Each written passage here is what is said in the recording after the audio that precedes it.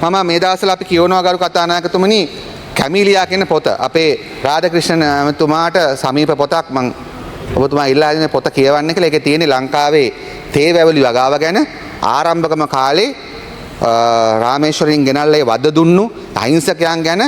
ඒක ඉතා වැදගත් මුල්ලෝය වතු ආයේ අරගලය ගැන තියෙන්නේ.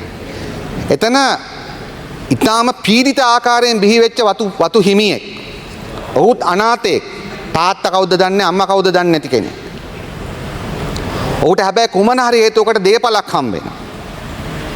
ඔහුව කුඩා කල අපචාරයට ලක් වෙනවා. ඔහු මොකද කරන්නේ? ඔහු වැඩිහිටියෙක් වුණාට පස්සේ සේවකයන්ට සලකන්නේ ඒ අත්දැකීම මත එයාගේ ලිංගික කටයුතු පවා තිබෙන්නේ වද දීම ඇතුලේ. ඔබතුමා කියවන්න මම පොතක් දෙන්න රාදායමතුමාට සිංහල කියවන්න පුළුවන්? සිංහල කියවන්න පුළුවන් මං හිතන්නේ. අපි දෙන්නම් පොතක් ඔබතුමාට. එතකොට ඒකෙත් පෙන්නනවා මේ එක ඒ තිරිසන් ක්‍රමවලට ලක් වුණාට පස්සේ ඒක කොහොමද ගලාගෙන යන්නේ කියලා.